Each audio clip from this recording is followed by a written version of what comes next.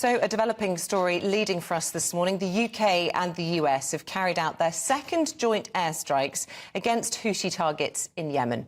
Well, this follows 7 rounds of airstrikes on Houthi military sites by the US in recent days and comes after the UK took part in an initial joint strike operation earlier this month against the Houthis. In a statement late last night, the Defence Secretary Grant Shapps said the latest round of strikes were in self-defence, and he said they would deal another blow to the Iranian-backed militants.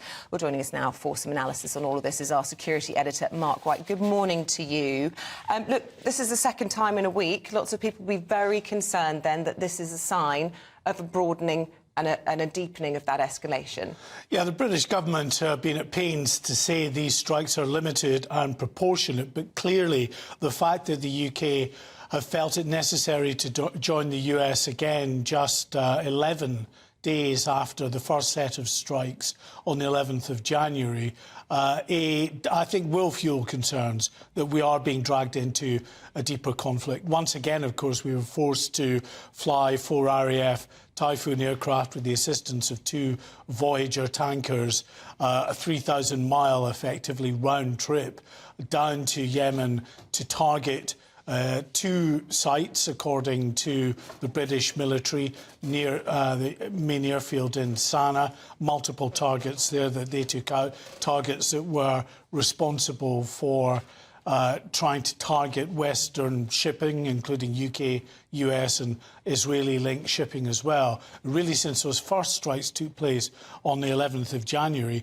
the Houthis have vowed that they will continue targeting ships, and in fact they've widened that out to include US and UK linked ships as well, and that's brought a number of strikes, of course, from the US, but this again really just the second time the UK has felt it necessary to join in once again. Yeah, and President Biden making that call, asking for our assistance around 8 o'clock last night. I noticed that the leader of the Labour Party and indeed the Speaker of the Commons were not notified, unlike last week for that first airstrike. I mean, presumably we'll get more details. We're speaking to the government in a minute as well about why that might be. But there will be questions about that and exactly why the Americans would want our assistance in this 8th strike as opposed to the last 6, which they seem to have done quite happily on their own. Yes, I mean, I suppose it depends what was said to Sir Lindsay Hoyle and Sir Keir Starmer at the time that they were called in. It may have been they were told, look, this is what's happening. There may be other occasions when we're called in to strike. We're not going to call you in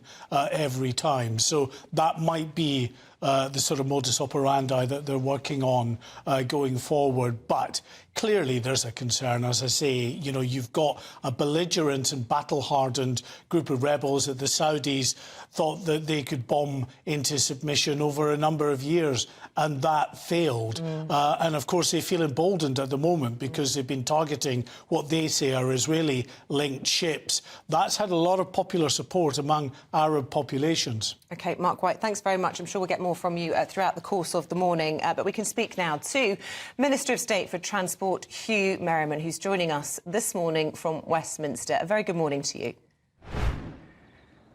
Good morning. Good morning. I'm not sure how much you were able to hear of that conversation I was just having, but I just first of all want to get some thoughts from you this morning on that second strike that the UK is now involved in on Yemen. I'm just curious to know why, after the actions of Saudi having bombed Yemen for a long time now, why we think this is going to make any difference.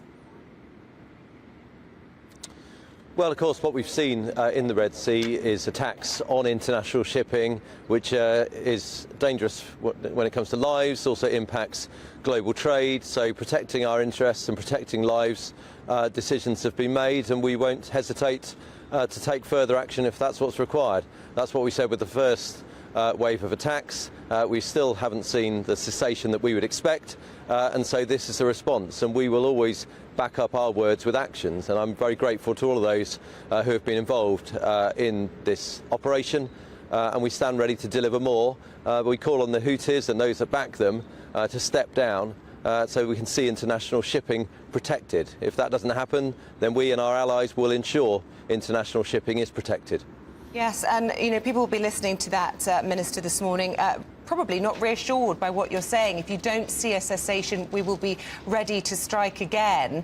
I mean, we've heard so much rhetoric in recent weeks, right up from the top, from the Foreign Secretary to previous head of the Armed Forces, Lord General Sir Richard Dannatt, saying that we're not necessarily in a position to be heading into a kind of escalation that perhaps we could now be facing. How concerned are you that this could very quickly, I mean, it's a tinderbox in the area, escalate into something much more serious?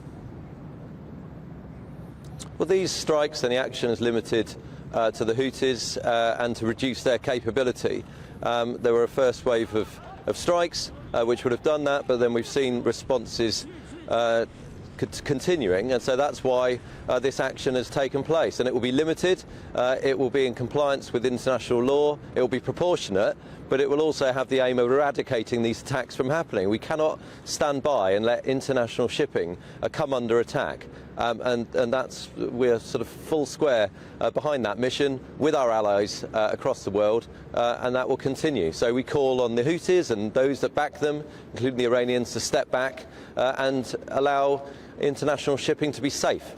Yeah, and just a word on the parliamentary process. I note that Sir Keir Starmer and Sir Lindsay Hoyle were not briefed ahead of this second strike, unlike the first one last week. Is that likely to be the mechanism going forward, and do you think everybody's going to be happy with that? Well, of course, when the first set of strikes took place, and before that, the leader of the House of Commons and indeed the leader of the opposition were consulted, and so they would have understood exactly what was intended, and it would have been clear that in the event that further strikes were required, that would occur. But of course, the Prime Minister, at the first available opportunity, came to the House of Commons. He was at the dispatch box for some hours. He'll be in front of the House of Commons again today. So there is that accountability to Parliament and the opportunity for MPs to ask their questions and get information. That will happen again today.